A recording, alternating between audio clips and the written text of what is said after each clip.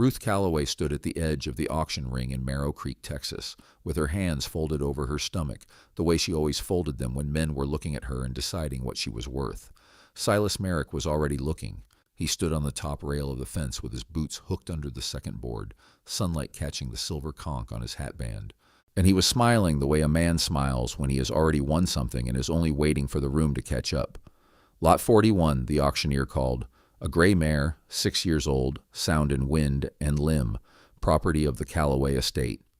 The word estate made people laugh, low, the kind of laugh that doesn't need to be loud to land. Ruth's father had been dead 11 months. There was no estate. There was a house with a leaning porch, 40 acres of hardpan, and one horse, Duchess, who had been foaled the same spring Ruth's mother died, and who Ruth had raised on a bottle when the mare's own dam wouldn't take her. Ruth cataloged the crowd the way she cataloged everything now, because a woman with nothing else has to hold on to information like it's collateral. Merrick, front row, confident. Merrick's foreman, Dale Pruitt, arms crossed, chewing something he wasn't going to spit out in front of the ladies. The Hardigan boy, 17, looking at her with the particular pity reserved for people who used to matter. And behind them all, a stranger, lean, sun-cracked, a horse trader's hands wrapped loose around the brim of his hat, standing apart from the fence the way a man stands when he hasn't decided yet whether he belongs to a town or is only passing through it. She's carrying more weight than the horse is worth, someone said, not quietly enough, and it wasn't about Duchess. Ruth didn't turn. She had learned in 11 months that turning only told them they'd landed the blow. Silas Merrick uncrossed his boots from the rail and dropped down into the dust, and the crowd parted for him the way water parts for a stone dropped in slow. Ruth Calloway, he said, tipping his hat with a courtesy that was worse than an insult, because it made the insult look like manners. I do hate to see a lady lose everything at once. Tell you what, I'll bid the mare and the note besides, and you can keep the roof over your head a while longer. Call it a kindness. Call it what it is, Ruth said. You've been trying to buy my father's land since before he was in the ground. Your father owed the bank $400, and the bank is mine, same as most things in this county are mine, one way or another. He said it without heat, which was the worst way a man could say a thing like that, like weather, like something that simply was. The horse goes to cover 40 of it. The land will follow, Miss Calloway. It's only a question of whether you're standing on it when it does. The crowd laughed again, softer this time, ready to see how far he'd take it. Ruth felt the heat climb her neck and did the thing she always did. She went still, the way Duchess went still in a lightning storm, waiting it out instead of fighting it, because fighting only made the storm notice you. If you've never sat in a room and felt every eye decide what you're worth before you've said a single word, if you've never had to hold your spine straight while people laughed at the shape God gave you, then maybe this story isn't for you. But if you know what it costs to keep your chin level when the whole world wants to see it drop, then stay a while. Tell me where you're watching from down in the comments, and if this is the kind of story that finds you when you need it, hit subscribe, because Ruth Calloway's story is only getting started, and I promise you she does not stay in that dust for long. Do I hear $10 for the mare? The auctioneer called, and Silas Merrick raised 2 fingers before the man had finished the sentence, and that was that, or should have been. 15, said the stranger by the fence. The crowd turned as one animal, the way crowds do. Merrick's smile didn't move, but something behind his eyes did. A small recalculation, the kind gamblers make when a new card turns up that they hadn't counted in the deck. 20, Merrick said. 25, said the stranger, and stepped forward into the light so people could get a look at him, though the look told them nothing. Just a drifter's coat, gone soft at the elbows, a gun worn low and plain, no ornament to it, the kind of man who has learned that ornament gets noticed, and notice gets you killed. You're bidding against the man who holds the note on that mare's own pasture, Merrick said, and there was an edge in it now, thin as a wire.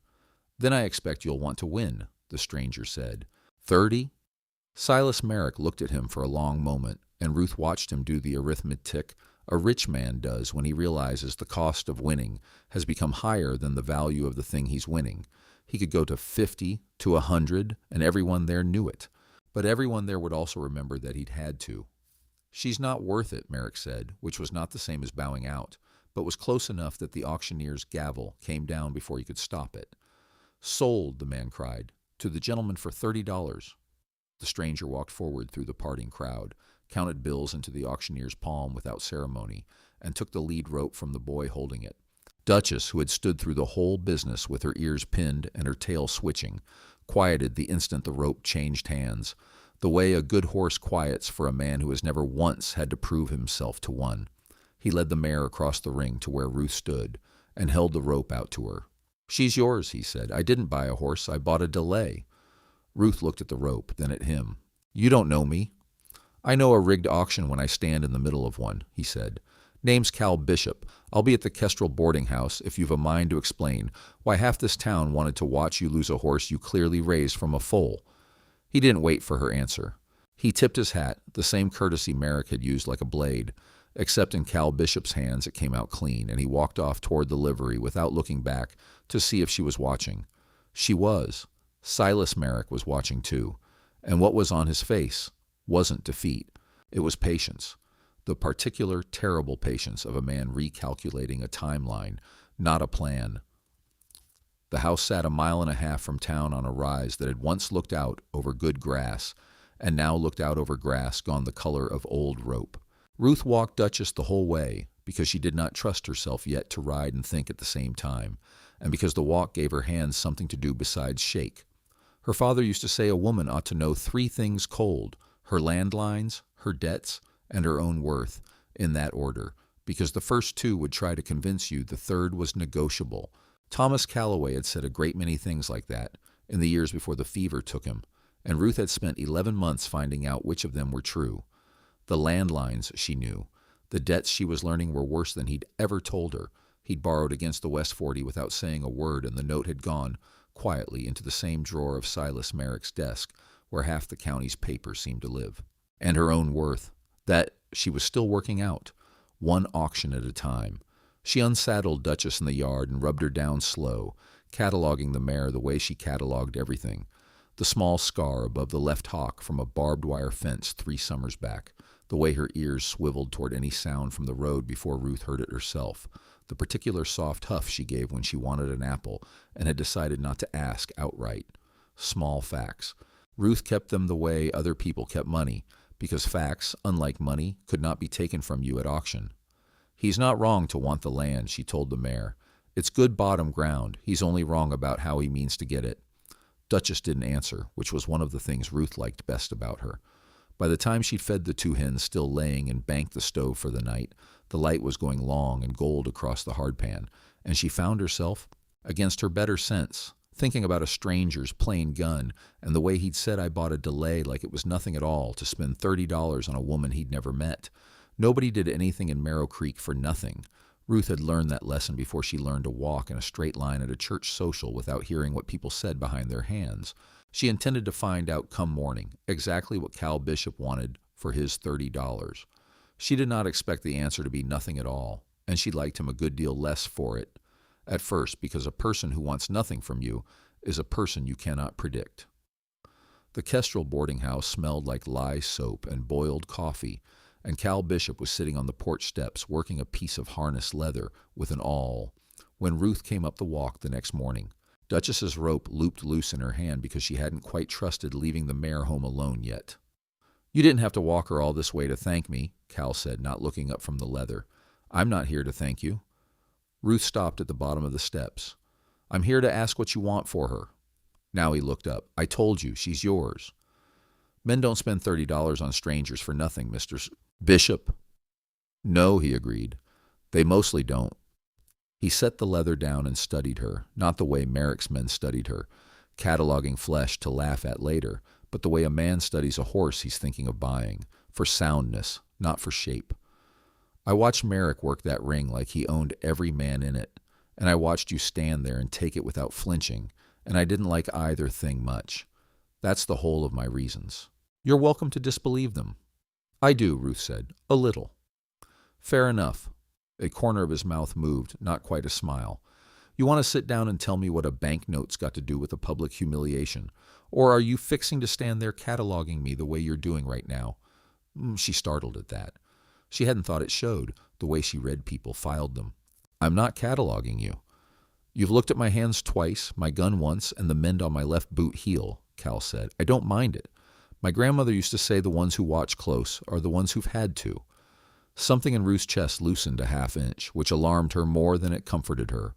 She sat down on the porch step, 2 feet of good manners between them, and told him about the note her father had signed without telling her, and the West 40, and Silas Merrick's particular gift for making theft look like generosity.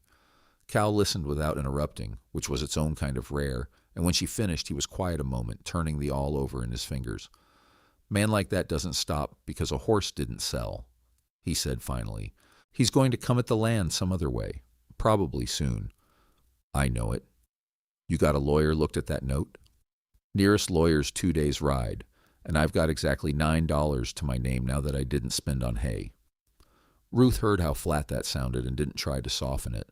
Softening things had never once made them less true. Cal nodded slowly like he was filing that fact away the same careful way she filed things. Well, he said, standing and brushing the leather dust off his knees, I've got some time before I'm due anywhere in particular, and I've got a working knowledge of contracts from a stretch of my life I don't especially care to talk about. Might be I could take a look at that paper if you'll let a stranger into your kitchen. Ruth studied him a long moment, weighing the offer against everything 11 months had taught her about men who offered things. Why do I get the feeling you're not as much of a stranger to trouble as you let on, Mr. Bishop? He didn't answer that. He only picked his hat up off the step and settled it on his head, and something in the careful way he did it, like a man closing a door on a room he didn't want you looking into, told her she'd asked the right question and wasn't going to get the answer yet. It would be 3 weeks before she got it, and by then it would already be too late to matter the way she thought it would. Word travels faster in a town of 400 than a fire in dry grass, and by the time Cal Bishop had ridden out to the Calloway place twice that week, half of Merrow Creek had an opinion about it, and none of the opinions were kind to Ruth.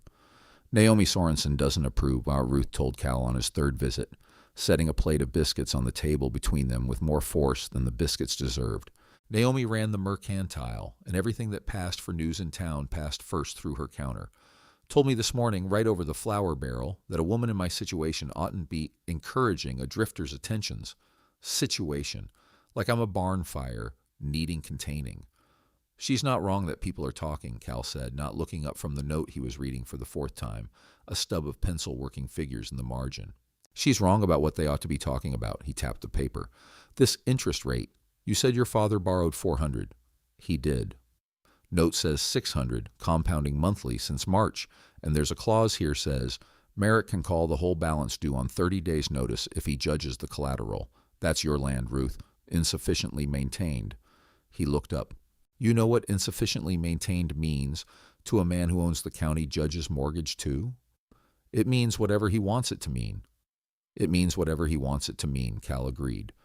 This isn't a debt. It's a trap built to look like one, and it was built before your father ever signed it, which tells me somebody drew it up expecting exactly what's happening now. Ruth sat down slow across from him. You think Merrick wrote it to fail from the start? I think a man doesn't build a door that only locks one direction unless he means to be the only one who ever walks through it. Cal set the pencil down. I've seen paper like this before. Not this note. This kind of note. There's a particular ugliness to it once you've learned to read for it. And where'd you learn to read for it, Mr. Bishop? He was quiet long enough that she thought he wouldn't answer at all, and when he did, his voice had gone somewhere flatter and further away. I used to ride for a cattle company up in the Panhandle. Big outfit. They had a way of buying out small ranchers that looked a great deal like this, and I was young enough and paid well enough to not ask too many questions about the paperwork I was asked to carry. I've been making up for that particular flavor of ignorance for about 6 years now. Ruth didn't press it further, though she filed it, carefully the way she filed everything, for later. A man doesn't offer a piece of his own shame for free. She understood that the way she understood weather. There's still the question of what to do about it, she said instead. There's a land office 2 counties over, keeps records the bank doesn't control. If your father's original deed and the terms of the first mortgage, the honest one, before whatever Merrick added on to it, are on file there, we'd have something to stand on. Might take a wire, might take a ride. I can't afford a ride to the land office and hay for Duchess both. Didn't say you'd be paying for it, Cal said, and went back to the figures before she could argue. which was, Ruth was beginning to understand, exactly his way of ending an argument he had no intention of losing. Outside, unseen by either of them, Dale Pruitt sat his horse at the tree line a quarter-mile off, watching the Calloway chimney smoke curl up thin and steady, the way he'd been watching it, off and on for 4 days running. The sabotage came on a Thursday in the gray hour before full light, when Ruth went out to the barn to find the pasture gate standing open and Duchess gone. She didn't scream. She had trained herself in 11 months out of the reflex to scream, because screaming brought people who wanted to see you fall apart more than they wanted to help you stand up.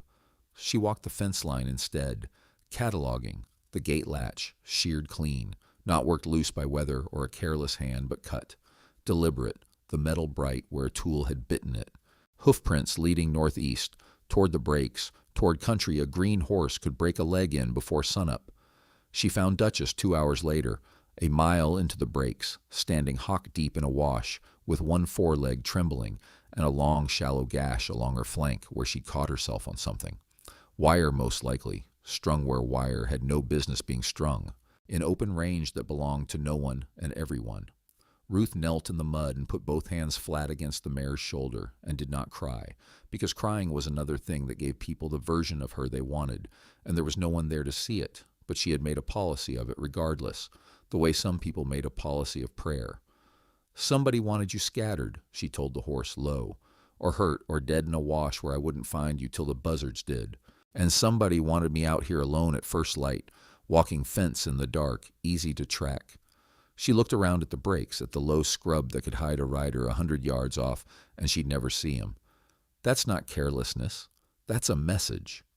She got Duchess home slow, favoring the leg, and it was Cal who found them coming up the rise an hour later, riding out early the way he'd taken to doing since the land office wire hadn't come back yet, and waiting had never suited him. He was off his horse before he'd fully reined in. What happened? Somebody cut my gate latch in the night and ran her into the breaks. Ruth kept her voice level with an effort that cost her more than the walk had. She caught wire. She'll heal. But somebody wanted her gone, or wanted me chasing her alone before light, and I don't much care to guess which. Cal's jaw did something Ruth hadn't seen it do before. Not anger, exactly. Something colder and more contained than anger. A controlled burn kind of fury. Pruitt's been sitting the tree line past your east fence 3 nights this week. I clocked him Tuesday and figured he was only watching. Should have said something. You couldn't have stopped a gate latch from 3 nights back by telling me Tuesday. No, Cal said him, but I could have been sleeping in your barn instead of the boarding house, and that latch would still be whole. He crouched to look at the gash on Duchess's flank, gentle, careful hands finding the edges of it without pressing. This isn't a warning, Ruth. A warning is a man telling you what he'll do. This is a man showing you he already can. Then he's shown me, Ruth said, and something in her voice had gone very quiet and very still, the eye of whatever storm was building behind her ribs. And now I know exactly what kind of man I'm dealing with, which is more than he can say about me. She didn't finish that thought aloud, not the part about the ledger she'd found 3 nights earlier tucked behind a loose board in her father's old desk, pages of names and figures that made no sense to her yet, but hadn't seemed like nothing either. She was learning, the hard way, when to hold a card close instead of laying it on the table for a man to read, even a man she was beginning, against every piece of good sense she owned, to trust. It was Naomi Sorensen who thawed first, though not for any reason that had to do with sentiment. She came out to the Calloway place herself, driving her own cart 3 days after the gate incident, with a jar of liniment and a face set for an argument nobody was offering her. I heard about the horse, she said, standing in the yard with her hands on her hips like she expected Ruth to contradict her.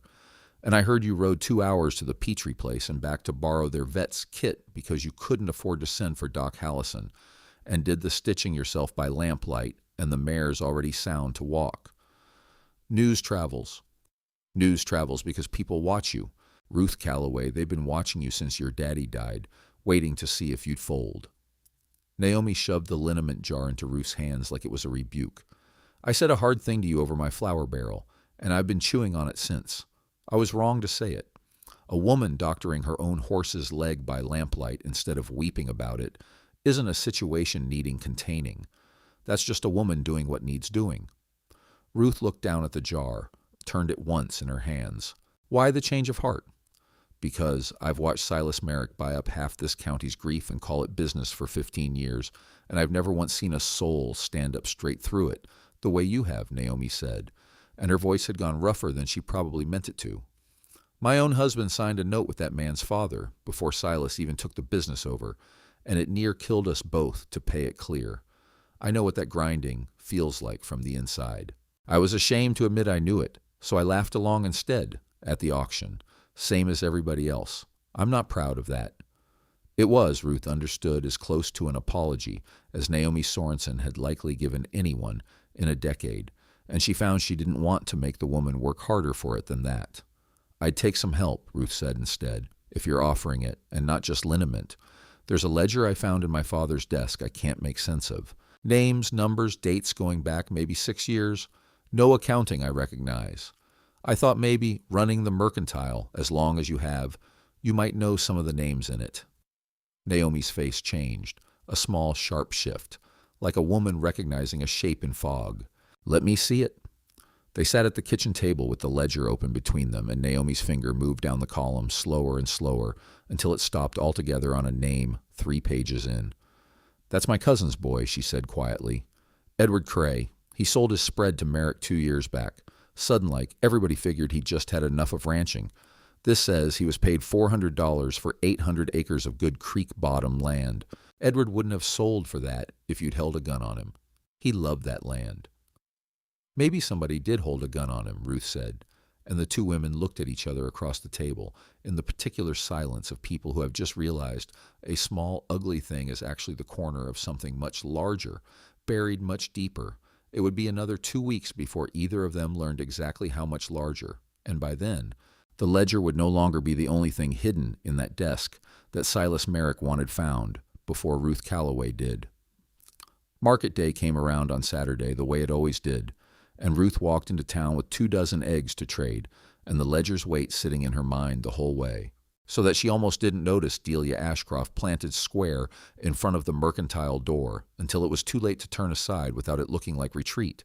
Delia Ashcroft had opinions the way other women had aprons, put on fresh every morning, worn loud all day, and never once left in the wash. She was Naomi's opposite in every way that mattered, a woman who collected other people's misfortune, the way a magpie collects anything that shines, and who had, over the 11 months since Thomas Calloway's death, made a small hobby of remarking on Ruth within Ruth's own hearing, as if grief and weight together had cost her the right to a private conversation happening 6 feet away. "There she is," Delia said to the woman beside her, not troubling to lower her voice. "Riding around the county with a drifter half her fortune wouldn't cover, if she had a fortune left to speak of. I heard he was seen leaving her place past dark twice this month." "He was mending my well collar past dark because the well was fouled, Mrs. Ashcroft," Ruth said, stopping square in front of her, because she had decided somewhere around the auction that she was done letting talk happen at her back like weather she had no say over. "Same well that went bad the week after Mr. Merrick rode out to remind me who holds paper on this county. You're welcome to speculate on my company. I'd only ask you speculate a little harder on why every piece of bad luck landing on my place seems to trace back to the same man's boots." The women around the mercantile door went quiet in the particular way a crowd goes quiet when it senses a fight has turned into something worth actually listening to. "That's a serious thing to imply about a respectable man," Delia said, though something uncertain had crept into her voice now, the sound of a woman who enjoyed gossip a great deal more when she was the one dealing it. "It's a serious thing that's been happening," Ruth said. "Edward Cray's creek bottom, Ezra Petrie's barn, my gate latch, cut clean with a tool, not weather, my well fouled with something dead and dropped down the shaft in the dark. I've got a ledger with names in it going back 6 years, Mrs. Ashcroft, and I'd wager if you asked around this market hard enough, you'd find at least one family here who sold out to Silas Merrick, sudden and cheap after some particular run of misfortune nobody ever quite explained." Delia Ashcroft's face did something complicated, memory working behind her eyes. "My sister's husband," she said slowly, almost to herself, "lost half his stock to a fever that never showed up on any other spread within 20 miles, sold out within the season. I always thought it queer, and I never once said so out loud, because saying so out loud in this town has a way of costing you more than staying quiet does." "I know it costs," Ruth said, gentler now, because she recognized the shift happening in the woman's face for what it was. Not surrender, but the particular vertigo of watching a story you'd told yourself for years turn out to have a second, uglier version underneath it. I'm not asking you to say anything to anybody you're not ready to say it to. I'm only asking you to stop laughing along at my expense while you're standing this close to the same trouble I'm standing in. Delia didn't apologize. Ruth hadn't expected her to, not really, not a woman built the way Delia Ashcroft was built. But she stepped aside from the mercantile door without another word, and when Ruth came back out 20 minutes later with her eggs traded for flour and coffee, Delia was still standing there, arms crossed, watching the street with the expression Ruth had never once seen on her before, something that looked from certain angles almost like doubt about which side of a story she'd been standing on her whole life. It wasn't an alliance. Ruth didn't fool herself that it was. But it was a crack in a wall she'd assumed solid, and cracks, she was learning, one careful fact at a time, had a way of spreading further than the person who made them ever expected. Cal Bishop's wire came back from the land office on a Tuesday, and it did not say what any of them had hoped. Original deeds on file, he told Ruth, standing in her kitchen with the paper still creased from the courier's saddlebag. $400, honest terms, 8% simple interest, nothing about calling the balance due on 30 days for maintenance. That note Merrick's been holding over you isn't a modification of your father's debt, Ruth. It's a forgery laid on top of it. Can you prove that? I can prove the land office copy doesn't match the copy in Merrick's drawer. Whether a judge in this county is willing to care about the difference when that same judge owes his own mortgage to the same bank? Cal shook his head. That's a harder thing to prove. Ruth set the ledger on the table beside his wire, the two documents sitting there like pieces of a puzzle neither of them had the whole picture of yet. Naomi's cousin sold 800 acres for half its worth 2 years ago. There's 4 other names in here I don't recognize. Same pattern. Sold sudden, sold cheap, sold within weeks of some kind of trouble. Fence cut, well fouled, a barn fire once. Cal went very still, the way he had in the wash with Duchess's flank in his hands. Show me the fire. Ruth turned the page. Petrie's uncle, 3 years back, lost his hay barn 2 weeks before harvest, sold out to Merrick a month later for a fraction of what the land was worth. Everyone said it was carelessness. With a lantern. I rode fence for the Larson outfit up in the Panhandle when I was 22 years old, Cal said slowly, and there was a season where 3 small spreads went the same way inside a year. Fire, fouled water, a fence cut so cattle wandered onto a rail line and got killed by the dozen. Company men did the work quiet, and the outfit bought the land after, and nobody asked why misfortune seemed to travel in a straight line from one ranch to the next. You said you carried paperwork you didn't ask questions about. I carried exactly this kind of paperwork, Cal said, and something in his face had gone gray and old in a way that had nothing to do with sun. I was 22 and paid better than any of my kin had ever been paid, and I told myself the fires and the fouled wells weren't my business. I only moved money and signatures between men who never once had to look at what they were buying. He looked at her. I quit that outfit 6 years ago, the night I finally let myself add up what I'd been part of. I've been trying to put something right ever since, one small thing at a time, and mostly failing at it. This is the first time it's felt like it might actually add up to something. Ruth studied him a long moment, weighing the confession the way she'd weighed his silence weeks before, and found, to her own surprise, that it didn't lower him in her estimation. It raised him. A man who could name his own worst chapter out loud in her kitchen without flinching was a rarer thing in her experience than a man who'd never had a worst chapter at all. Hard, isn't it, she said, being decent when he thinks no one is watching. Cal looked up sharply. What? Something my father used to say, about character, that it's hard when he thinks no one is watching. She hadn't meant to say it aloud, hadn't quite realized until the words left her mouth that she'd been saving them, turning them over like a stone in her pocket since the day of the auction, since Cal Bishop had walked away without checking whether she was watching him do a decent thing. You've been doing that a great deal lately. Something passed between them then, that neither one named, quick and warm and immediately set aside, because there was a ledger on the table and a fire in Petrie's barn 3 years gone, and a great deal more work still to do, before either of them could afford to look at the other one too long. The second escalation came for the well. Ruth woke to a smell she knew from childhood and never wanted to know again, the flat, mineral wrongness of water gone bad, and found the well behind the house fouled with something dead and days rotted. dropped down the shaft sometime in the night, poisoning the only water source on the place beyond a creek 2 miles distant that ran low this time of year. She stood at the wellhead in the gray morning with her hands shaking for the first time since her father's funeral. Not from fear exactly, but from a fury so total it had nowhere left in her body to sit quietly. "This is the fire," she said when Cal rode out an hour later and found her still standing there. "This is Petrie's barn. This is Edward Cray's creek bottom. He's running the same pattern he's run 5 times before, and it worked 5 times before, so why wouldn't he think it'll work on me?" "Because it hasn't," Cal said. "Not yet. That's why he's escalating. A man doesn't escalate against something that's already breaking." "I have no water, Cal. I have a horse still healing from a gash and 2 hens and 40 acres of hardpan, and no water on the place at all."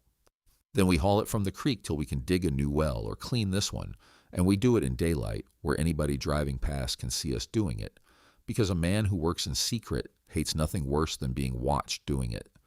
Cal was already off his horse, already reaching for the bucket by the pump house.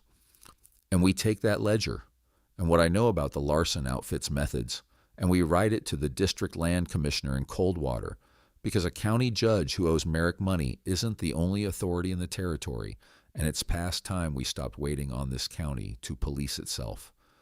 Ruth felt something in her chest that had been coiled tight for 11 months uncurl half an inch.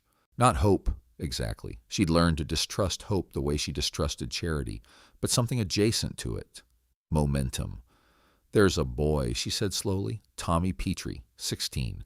His uncle lost that barn 3 years back, and the family's never spoken of it since. Like speaking of it might bring the fire back around. If we're going to Coldwater with a case, we'll want more than a ledger with names in it. We'll want somebody willing to say out loud what happened to them." "You think the boy would talk?" "I think the boy's watched his uncle go quiet and small for 3 years over a thing that wasn't his fault, and I think there's a version of Tommy Petrie that would rather be loud about it than quiet if somebody ever asked him plainly enough." Cal considered that, bucket in hand, water already darkening the toes of his boots where he'd sloshed it hauling from the creek. "You'd know that better than me. You've been cataloging this town a lot longer than I have." "It's the one useful thing about being laughed at," Ruth said, with an edge that was almost, not quite, humor. "You learn to watch very, very closely." Tommy Petrie was mending fence when Ruth found him. 17 now, not 16. She'd misjudged his age by a year, and he startled hard when she came around the barn, the way boys startle who've grown up in a house where the sound of an unexpected visitor still meant something might be about to go wrong. "Miss Calloway." He set down his hammer. "Something the matter?" "I want to ask you about your uncle's barn," Ruth said. No preamble, because she'd learned that preamble only gave people time to build a wall before you got to the question. "The fire, 3 years back." Tommy's face closed like a door. "Nothing to ask. Lantern got knocked over. Everybody knows that. Everybody knows what your uncle told everybody because your uncle needed a story that didn't get him killed for telling the truth," Ruth said, and watched the boy's jaw tighten, watched him look toward the house where, presumably, his uncle was somewhere inside not wanting this conversation to be happening. "I've got a ledger, Tommy, names of 5 families, all sold out cheap within weeks of some kind of trouble on their land. Edward Cray's creek bottom. Your uncle's barn. Mine's likely to be next on the list, unless somebody stops Silas Merrick from running the same play a 6th time. You want me to say it was him, that he had it burned. I want you to say what you saw, if you saw anything, to a district commissioner in Coldwater who doesn't owe Merrick a dime and might actually do something about it. I can't make you. I wouldn't, even if I could. I know what it costs a family to speak up in a town this size. But I'm asking." Tommy was quiet a long moment, working the hammer handle in his hands like it was the only thing keeping him upright. "I saw a rider," he said finally, low. "Night of the fire. Didn't think much of it at the time. I was 12. I was half asleep. I thought I dreamed it. Rider coming off our land maybe 20 minutes before Uncle Ezra smelled smoke.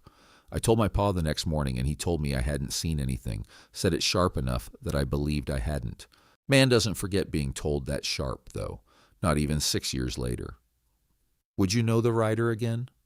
"Wouldn't know his face. Wouldn't know his horse." Tommy looked up, and there was something new in his face now, something that had been buried a long time coming up for air.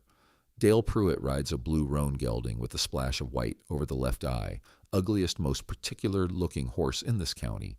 I'd know that horse anywhere, awake or dreaming. Ruth felt the pieces settle into place with the quiet, decisive click of a lock finally finding its key. Would you say that to a commissioner, Tommy? Not about your uncle, just about the horse. The boy looked toward the house one more time, and something in his shoulders straightened that hadn't been straight a minute before. I believe I would, Miss Calloway. I believe I've been wanting to say it for about 6 years. There was a barn dance that Friday, the harvest social the county threw every year at the Grange Hall, whether the harvest had been good or not, and Ruth had not planned on going. Had, in fact, planned rather carefully not to go, on the grounds that a room full of Marrow Creek at its most sociable was a room full of exactly the kind of eyes she'd spent 11 months learning to stand straight under, and she saw no particular reason to volunteer for the practice on a night she didn't have to. It was Naomi who talked her into it, arriving unannounced in her cart with a dress over her arm that had belonged to her own daughter before the girl, married and moved to Abilene, insisting with the flat immovability of a woman who had decided a thing and would not be argued out of it. You've spent 11 months letting this town watch you lose, Naomi said, laying the dress over the back of a kitchen chair like the matter was settled. Let them watch you do something else for one evening. Let them watch you dance. Ruth went in the end, less because she wanted to, and more because refusing felt, for the first time in a long while, like the harder and less honest thing to do. And it was, she would admit to no one but Duchess afterward, a good evening, right up until it became something else entirely. Cal found her by the cider table sometime past 9, still moving careful from the ribs Doc Hallison hadn't yet cleared him to strain, and held out a hand that wasn't quite steady.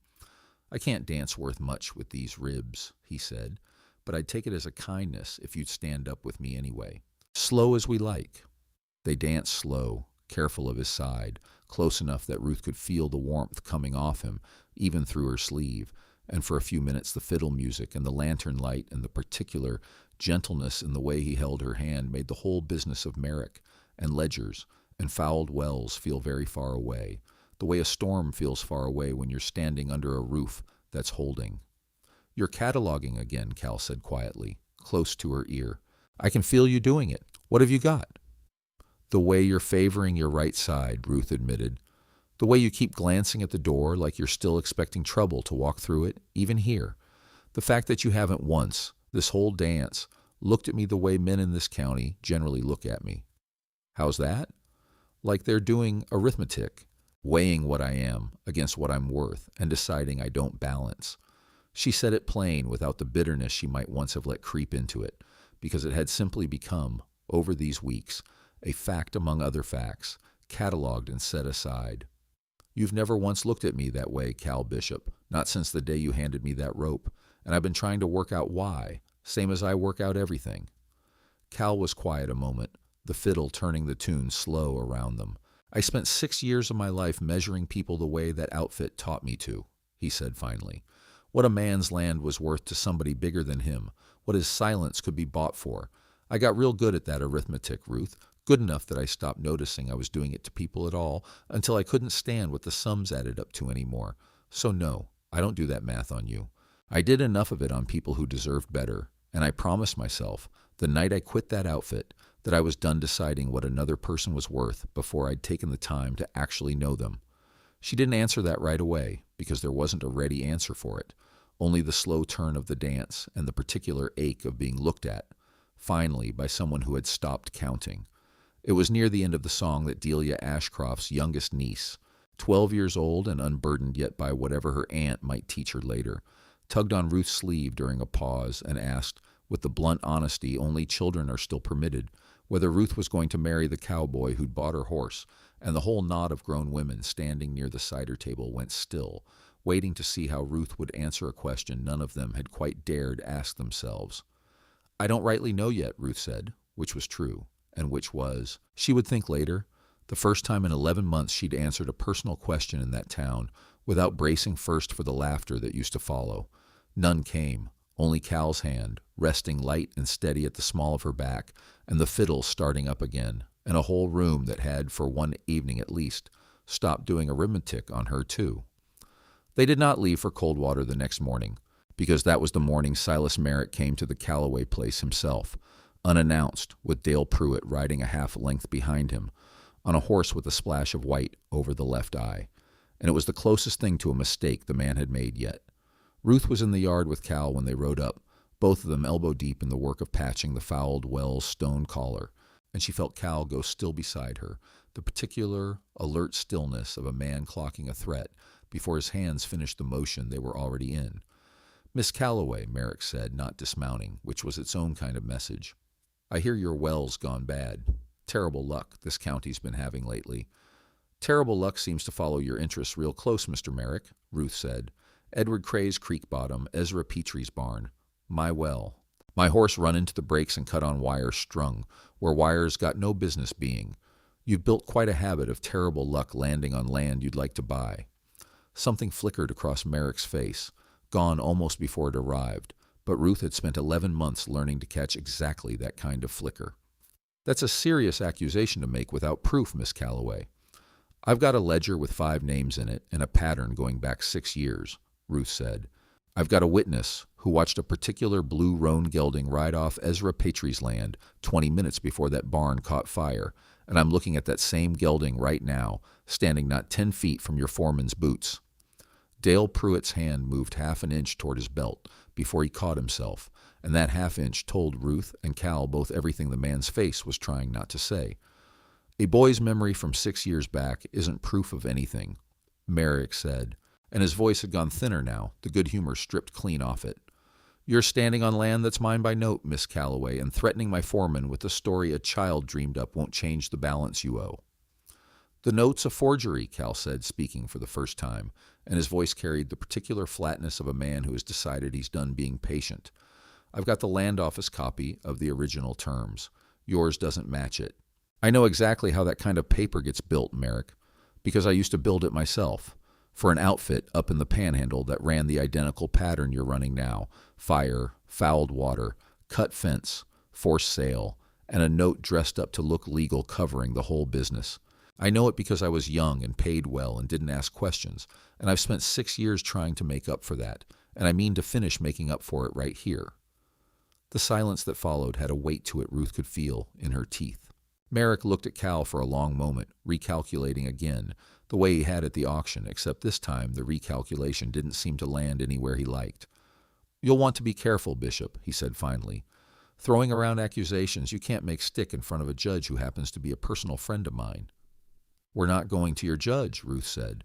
"We're riding to Coldwater, to the district commissioner, day after tomorrow, with the ledger and the deed, and a witness who's done being quiet. You're welcome to ride along and explain your side of it, Mr. Merrick, or you're welcome to spend the next 2 days deciding how much of this county's grief you're prepared to have added up in a room you don't own the judge of." Silas Merrick sat his horse in her yard a long moment, looking at the two of them, at the fence they'd been mending, at the well they'd been cleaning by hand, at every small proof of 2 people who had refused, so far, to fold. Whatever he saw there didn't please him. He wheeled his horse without another word and rode off with Pruitt, trailing behind, and Ruth watched them go with her heart going hard enough that she could feel it in her ears. "That wasn't a retreat," she said, once the dust had settled.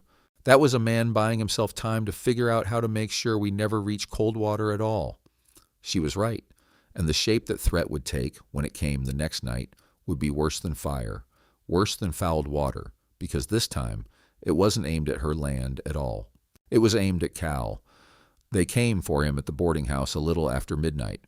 3 men Ruth didn't recognize and didn't need to, because their wages that week had come, without question, from the same drawer as everything else in this county did.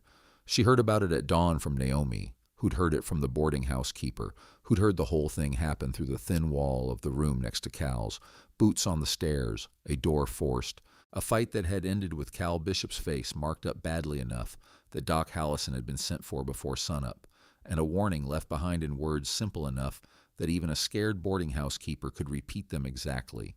Coldwater's a long ride for a man who can't sit a horse. Ruth was at the boarding house within the hour, and the sight of him, jaw swollen, one eye near shut, ribs wrapped tight enough that his breath came shallow, put a cold, clean fury in her chest unlike anything the well or the fence or even Duchess in the wash had managed to raise. "You should have let Pruitt's threats be Pruitt's threats," she said low, sitting on the edge of the narrow bed while Doc Hallison packed up his kit in the corner.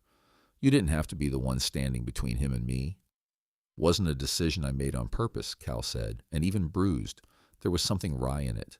Mostly I just didn't get out of the way fast enough. Don't do that. Don't make it funny. It's easier funny. He was quiet a moment, watching her in the gray morning light.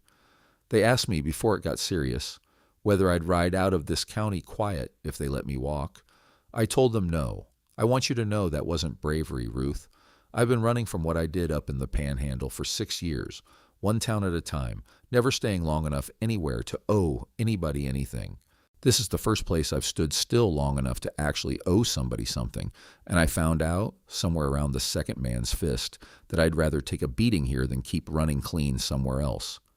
Ruth felt something crack open in her chest that she'd kept sealed tight since her father's funeral, tighter still since the auction, and she reached out and took his hand, careful of the split knuckles, and held it without saying anything at all, because there wasn't a sentence built yet that could carry the whole weight of what she meant by it. You still fit to ride to Coldwater? She asked finally. Not tomorrow. Maybe not the day after. Cal's fingers tightened around hers, slow, careful. But I know a woman who's been cataloging this county for 11 months who probably doesn't need me sitting a horse beside her to walk into a commissioner's office and tell the truth plain. I'd rather you were there. I'd rather be there too, Cal said, and for the first time since the auction, neither one of them tried to make the moment mean anything less than it did. She left before Doc Hallison could raise an eyebrow at how long her hand had stayed in Cal's. But the whole ride home, Ruth found herself thinking less about the commissioner's office and more about the particular, unpracticed way Cal Bishop said the word ooh, like a man discovering, late and for the first time, what it felt like to have somewhere he wanted to belong. She rode to Coldwater 3 days later, alone, but for Tommy Petrie, who'd insisted on coming the moment word reached him about the beating, saying flatly that if a grown man could take a fist for the truth, a 17-year-old could sit a saddle for it. Naomi Sorensen came too, closing the mercantile for a day she couldn't afford to close it, carrying a folder of her own, receipts, correspondence, records of 5 families' sudden departures that she'd spent 3 nights pulling together from a decade of quiet paperwork nobody had ever thought to connect. District Commissioner Walton Reyes was not, Ruth cataloged within the first 5 minutes of meeting him, an honest man exactly. He was a tired man, overworked, underpaid by a territory that valued paper more than people, and inclined, she could see it in the careful, non-committal way he received them, to let county business stay county business rather than invite the headache of a fight with a man like Silas Merrick, who had friends in Coldwater, same as everywhere else. I appreciate you've made a long ride, Miss Calloway, he said, once she'd laid the ledger and the land office deed on his desk. But I'll tell you plain, a pattern of misfortune isn't a crime. I'd need something that ties Merrick or his men directly to an act, not a coincidence of timing. Tommy, Ruth said. The boy stepped forward, hat in his hands, and told the commissioner about the blue roan gelding, about the rider he'd seen and half forgotten and been told, sharp, by his own father, that he hadn't seen at all. His voice shook at the start and steadied by the end, the way voices do when the truth finally gets a clear path out of a body that's been holding it a long time. Reyes listened, and something in his tired face shifted, not dramatically, but enough. A boy's recollection from 6 years past is thin, he said, but it's not nothing, particularly set against a pattern like this one. He looked at the ledger again, at Naomi's careful documentation, at the land office deed that didn't match Merrick's note. I'll open an inquiry. I want to be plain with you about what that means. It means questions get asked. It means a look gets taken at Merrick's paper. It does not mean the man goes to trial by supper time. These things move slow, Miss Calloway, slower than you'll like. Slow's still forward, Ruth said. I've had 11 months of nothing moving at all. I can manage slow. Reyes almost smiled at that, the closest thing to warmth he'd shown the whole meeting. There is one thing that would move it considerably faster, he said. If Merrick's own foreman were willing to speak against him, men in Pruitt's position sometimes find their loyalty has a price, same as everything else does with a man like that, and sometimes that price is simply not wanting to hang alone for another man's fires. It was a thin thread, and Ruth knew it, riding back toward Marrow Creek with the sun going down gold and merciless across the hardpan. But it was a thread, and 11 months had taught her that a thread was sometimes the whole of what a person got, and that the job, then, was simply to pull it steady and not let go. She did not yet know that Dale Pruitt, sitting in a bunkhouse that night with a headache and a conscience he'd spent 6 years successfully ignoring, was already thinking about that same thread, and wondering for the first time whether the man paying his wages was worth what it would cost him to keep protecting.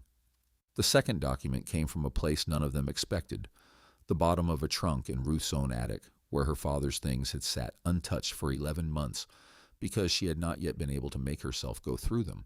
It was Cal who found the trunk, hauling boxes down to make room for the winter hay. He was determined they'd have stored proper this year, and it was Cal who called her up the ladder when the lid came free, and the smell of old paper and cedar rose up out of it, thick with everything Thomas Calloway had never told his daughter while he lived. Among the folded shirts and a pocket watch that no longer ran, there was a bundle of letters tied with twine gone brittle, addressed in a hand Ruth didn't recognize, postmarked from a town 200 miles north she'd never once heard her father mention. "Dearest Thomas," the first one began, and Ruth sat down hard on the attic floor to read the rest of it, because the letter was signed at the bottom by a woman named Constance Merrick, and the date on it was older than Ruth herself. "She writes like she knew him well," Ruth said, working through the careful, faded script, while Cal crouched beside her, reading over her shoulder. "Familiar, warm.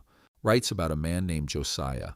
That's Silas's father, I believe. Everyone in town still calls him Old Merrick when they talk about how the bank started, and not warm at all. Writes that Josiah ruined her family, same as he'd ruin anyone who stood between him and good grazing land, and that if my father, Thomas, ever found himself dealing with the Merricks in the years to come, he ought to remember what happened to the Ashers." "The Ashers," Cal repeated slowly. "I don't know that name."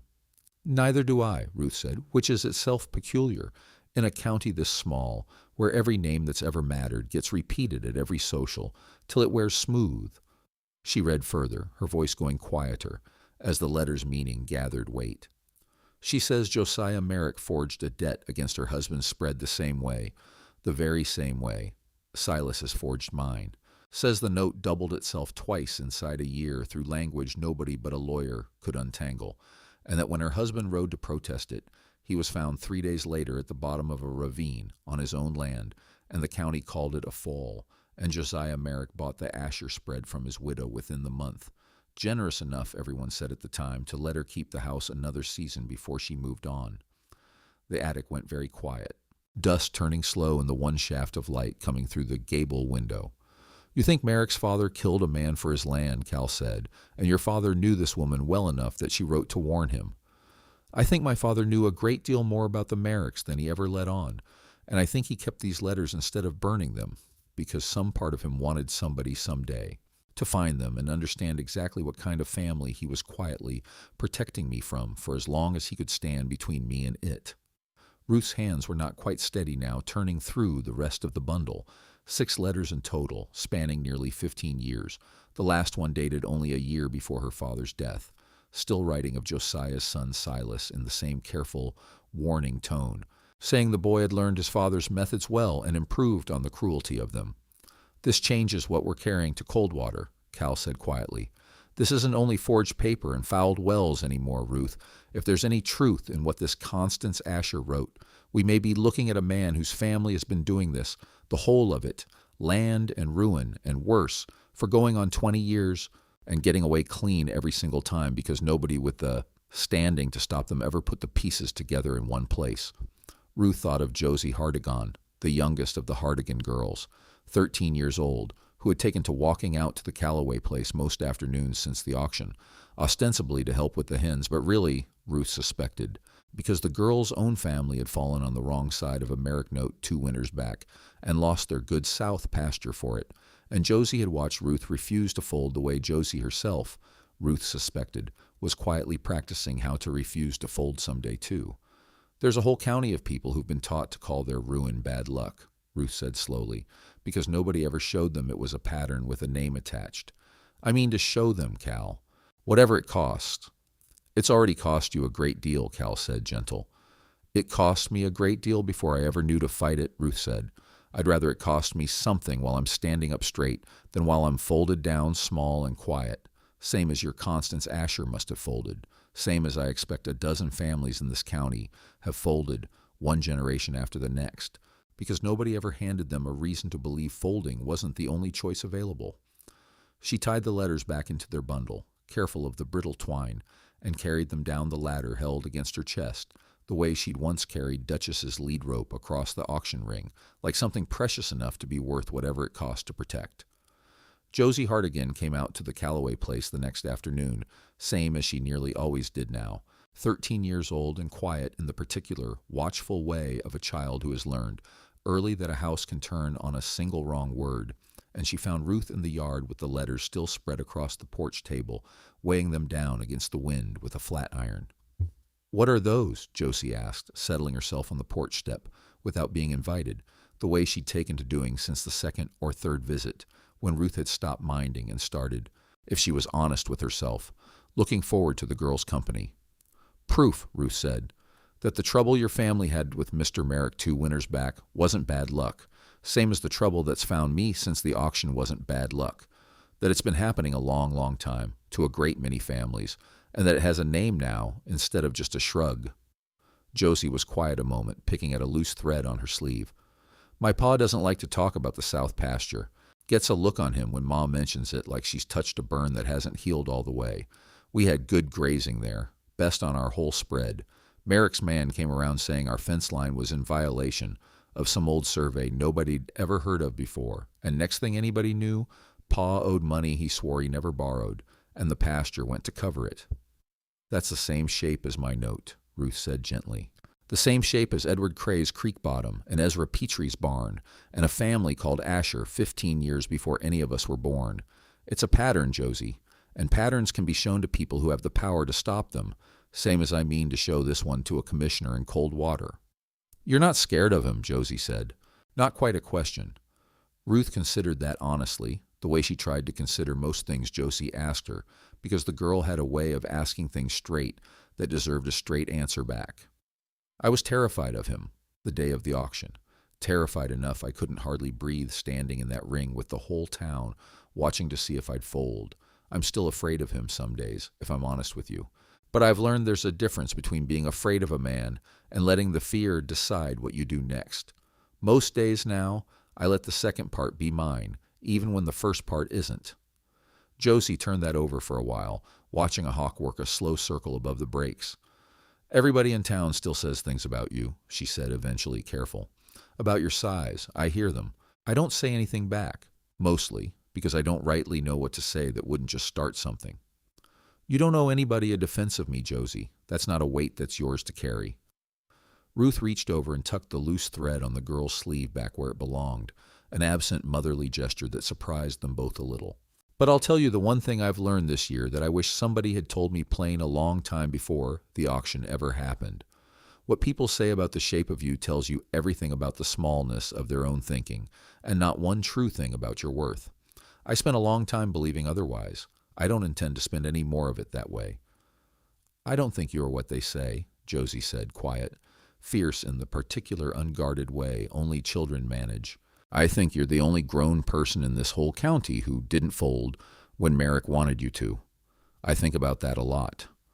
Ruth felt something tighten in her throat that had nothing to do with the letters on the table or the ride to Coldwater still ahead of them, and she understood, watching Josie Hartigan sit on her porch step with her chin already learning to hold level the way Ruth's own chin had learned to, that whatever came of the inquiry, whatever Reyes decided or didn't decide, some part of this fight had already been won in a way no commissioner's ruling could touch, one girl at a time, watching one woman refuse to disappear.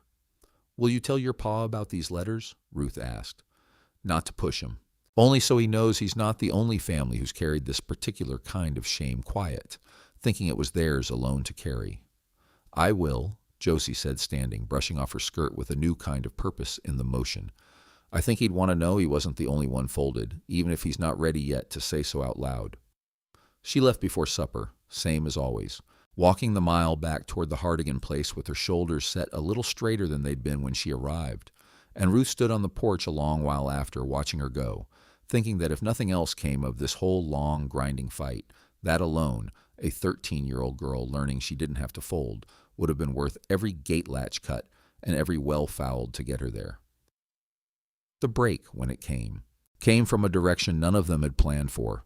Dale Pruitt showed up at the Calloway place 3 nights later, alone, unarmed as far as Ruth could tell, standing in the yard in the dark, asking, in a voice gone rough and unfamiliar with something like shame, whether Miss Calloway would hear him out before she called for a gun. "I've got no gun to call for," Ruth said, though Cal, still bruised, still moving careful, had come out of the barn behind her at the sound of hooves and stood now with his hand resting easy and visible near his belt, ready without being aggressive about it. "Say what you came to say, Mr. Pruitt." "I set the Petrie fire," Pruitt said, flat, like a man who'd rehearsed the sentence so many times the words had worn smooth. "6 years back, Merrick's orders. I've done the well, too. This well, and one other, 3 years past, that never made it into anybody's ledger because the family sold out before it got bad enough to talk about. I cut your gate latch. I've done every ugly thing that's happened on this place since the auction, and I did it because Silas Merrick pays better than any honest work in this county. And I told myself, same as your Mr. Bishop there once told himself, that the paper and the plans weren't my business, only the writing. Why tell me now?" Pruitt was quiet a moment, looking somewhere past her at the dark shape of the barn, the mended fence, the well they'd cleaned by hand. "Because that boy stood up in a commissioner's office and named my horse," he said finally. "And I realized, sitting in that bunkhouse after, that I've spent 6 years being a man a child could identify from a shadow at midnight, and being a man like that has never once let me sleep easy, whatever it's paid. And because Merrick's talking now about a fire bigger than a barn, if the inquiry doesn't die quiet on its own. Your house this time, with you and Bishop both in it, made to look like an accident nobody could prove different. I heard him say it plain to a man I won't name, and I decided I'd rather hang for what I have already done than carry that on top of it." The yard went very still. Ruth felt the cold certainty of it settle into her bones. Not fear exactly, though there was fear in it, but the clean, hard clarity of finally understanding the full shape of the thing she'd been fighting since the auction. "Will you say all of that to Commissioner Reyes?" she asked. "The same as you've said it to me?" "I will," Pruitt said, "and I'll bring what paper I've got showing Merrick's hand behind every one of it. He was fool enough or arrogant enough to keep receipts for men like me. Same careful bookkeeping habit that's about to be the end of him." He looked at her, and something in his hard, tired face had gone almost pleading. "I know it doesn't undo the well, or the fire, or your horse cut on wire I strung myself. I know sorry doesn't pay for 6 years. But I'd rather spend whatever's left of my own account trying than keep drawing wages off the ugliest work I've ever done." Cal stepped forward then, his bruised face unreadable in the dark. "Man who was young and paid well, and didn't ask questions," he said quietly, "and spent years after trying to make it right one piece at a time. I know something about that particular road, Pruitt. It's long and it's lonely, and it doesn't forgive you the whole way, not ever completely. But it's a road worth walking regardless." Ruth looked between the two of them, the man who'd built her ruin and the man who'd once built ruins just like it for somebody else, and understood, with a clarity that felt almost like grief, that justice in this world rarely arrived clean.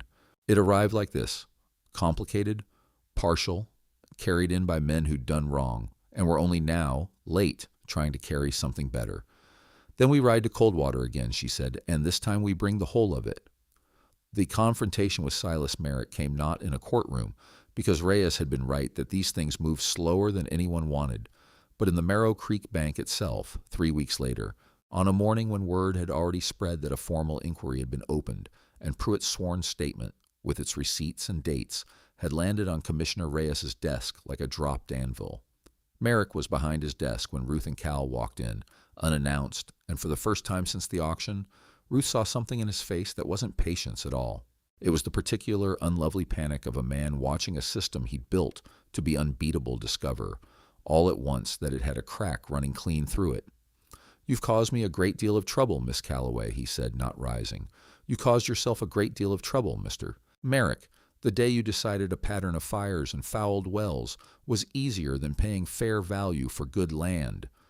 Ruth set the land office deed on his desk, beside it Naomi's folder, beside that a copy of Pruitt's sworn statement, and last of all, the bundle of Constance Asher's letters, their twine long since replaced with a ribbon so they wouldn't come apart from handling. "The note you've been holding over me is a forgery. I expect Commissioner Reyes will have plenty to say about that, and about Edward Cray's creek bottom, and Ezra Petrie's barn, and however many other names are in that ledger I haven't had time yet to run down. And I expect he'll have a great deal to say about the Ashers, too, Mr. Merrick, and about a ravine on land your father bought cheap the very same month a widow buried her husband in it. Merrick's face went the color of old ash. Those letters prove nothing. My father's been dead 15 years. They prove a pattern that started with him and didn't end with him, Ruth said. They prove this isn't bad luck following your family's interests, Mr. Merrick. It's a method, handed down same as the bank was. You have no idea what you're threatening to unmake, Merrick said low. I have paper on half this county. If my note against you falls, other notes fall behind it. I could ruin you slower than fire, Miss Calloway, simply by calling in every debt I hold at once and letting the whole county watch what happens when the man holding all the paper decides to collect it out of spite. You could, Cal said, and I expect a district commissioner already looking hard at a forged note and a foreman's confession would find that particular kind of spite very interesting testimony indeed. Try it, Merrick.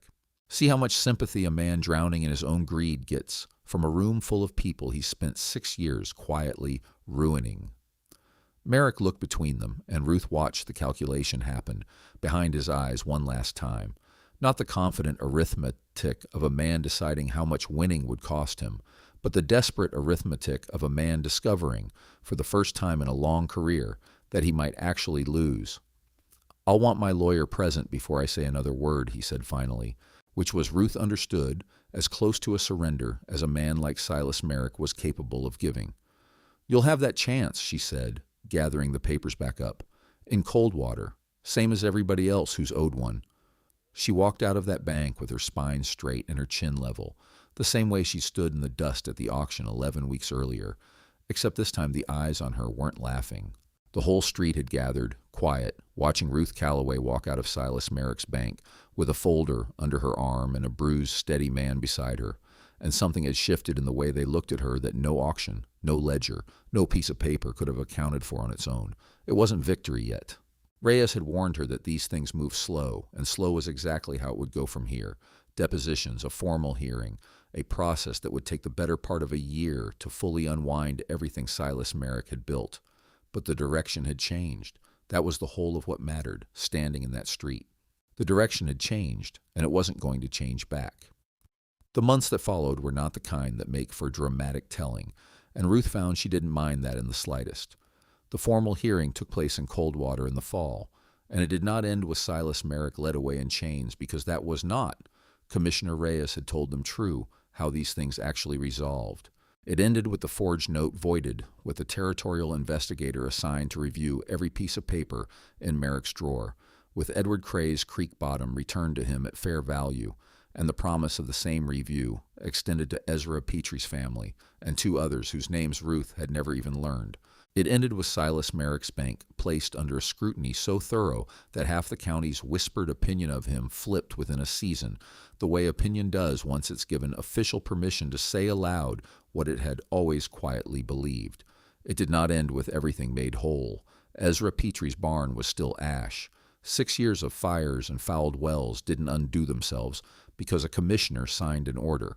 Dale Pruitt faced his own reckoning separately, a smaller one than Merrick's, but no less real, and Ruth found she couldn't hate him for it the way she once would have, because she'd watched a man spend 6 years running from the same shame in a different coat, and choose in the end to stop running. Duchess healed clean. The gash on her flank faded to a thin pale line Ruth could trace with 2 fingers, a mark that would stay on the mare the rest of her days. The way marks do. Cal Bishop did not ride on, once the worst of it had passed, though Ruth had half expected him to, had braced for it, in fact the way she braced for most good things, to prove temporary, because the 11 months of loss had taught her caution about anything that felt too easy to keep. But he stayed, mending the fence proper, this time with lumber they could actually afford, thanks to the land office deed that had finally, formally, cleared her father's original honest debt and left her holding clear title to 40 acres of hardpan that were, slowly, with water restored and careful work, beginning to look like something worth calling a ranch again. You could still leave, she told him one evening in October, sitting on the porch step where she'd once sat cataloging his hands and his gun, and the mend on his boot heel. "Nothing's holding you here now. The trouble's mostly settled." "No," Cal agreed. "Nothing's holding me here." He was quiet a moment, watching the light go long and gold across ground that had, 11 months ago, looked like nothing but rope-colored ruin, and now looked like something with a future in it. "I spent 6 years running from a debt I owed the world for the harm I helped do it, one town at a time, never staying long enough to owe anybody anything new. I told you that once, back before the worst of this started." "I remember. I don't want to run anymore, Ruth. I want to owe somebody something on purpose, for once, instead of running from what I already owe by accident." He looked at her, and there was none of the careful distance in it that there'd been the day of the auction, none of the closed door. "I'd like that somebody to be you, if you'll have it." Ruth thought of her father, who used to say a woman ought to know her worth, same as she knew her landlines and her debts, and put it first, always first, because the other two would try to convince her it was negotiable. She thought of the auction ring, of Merrick's voice calling her situation like a fire needing containing, of 11 months spent learning the hard way that her worth had never once actually been up for bid, no matter how loud the room laughed. "I'll have it," she said. "On the condition you understand I'm not a woman who needs saving, Cal Bishop. I was already standing before you bought that horse." "I know it," he said. "I never bought the horse to save you.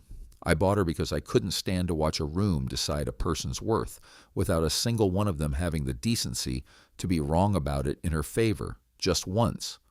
He reached over and took her hand, the same careful, deliberate way he'd taken it in the boarding house the morning after the beating.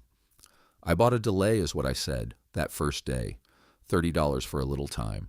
I didn't know yet I'd be spending the rest of it." Duchess grazed in the mended pasture behind them, sound on all 4 legs, the pale scar on her flank catching the last of the light, and somewhere past the rise the same road ran on toward town, toward cold water, toward whatever came next for a woman who had learned, finally and completely, that the world's opinion of her weight had never once been the true measure of anything that mattered. Ruth Calloway did not look back down that road, not that evening and not in the years that followed, the same way she hadn't turned to face the crowd's laughter at the auction 11 months before it all began. She had learned by then that a person only needed to look forward, toward mended fences, toward clean water, toward a man who had chosen to stay instead of run, toward a horse grazing steady in gold October light, and that the looking forward, done steady and unashamed, was its own kind of answer to every voice that had ever tried to tell her she was worth less than she knew herself to be.